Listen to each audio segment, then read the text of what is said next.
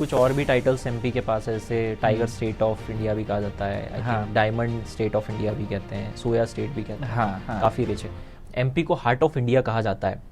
तो ये जो एमपी को हार्ट ऑफ इंडिया कहा जाता है, ये ओवर यूज या फिर अंडर रेटेड इस तरह का कुछ लगता है?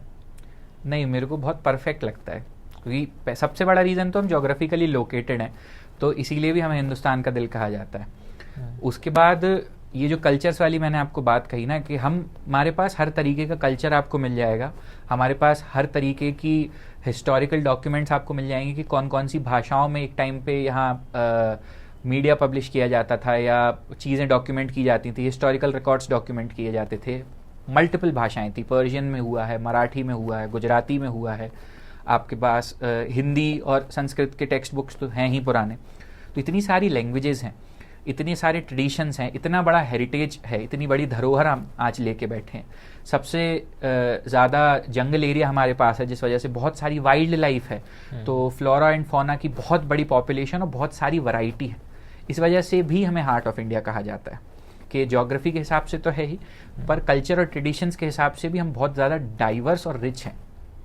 तो इसीलिए हार्ट ऑफ इंडिया बहुत परफेक्ट टर्म लगती है मुझे अपने स्टेट को डिस्क्राइब करने के लिए। इसके अलावा भी कुछ और भी टाइटल्स एमपी के पास है, जैसे टाइगर स्टेट ऑफ इंडिया भी कहा जाता है, हाँ। डायमंड स्टेट ऑफ इंडिया भी कहते हैं, सोया स्टेट भी कहते हैं। हाँ, हाँ। काफ़ी रिच है।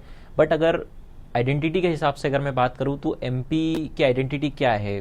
सेंचुरीज हो या फिर हिस्ट्री, वाइल्ड लाइफ या फिर फूड, मतलब क्या आइडेंटिटी हम एमपी को देंगे? वही बोल रहा हूँ ना कि आप एक आइडेंटिटी से डिफाइन नहीं कर सकते हो। अगर आप आज इंदौर में बैठे हो, इंदौर से आप यहाँ से चले जाओ पातालकोट, अब वहाँ का कल्चर देखो, वहाँ लोग कैसे रहते हैं, क्या वो लोग खाते हैं, तो आपको लगेगा कि हम किसी दूसरी दुनिया में आ गए। आप वो एक्सेप्ट नहीं कर पाओगे। अगर आप पिछले 20 साल से इंदौर में रह रहे हो और आप जंगल एरियाज में पहली बार जा रहे हो, तो आपको सच में लगेगा कि आप दूसरी दुनिया में आ गए हो।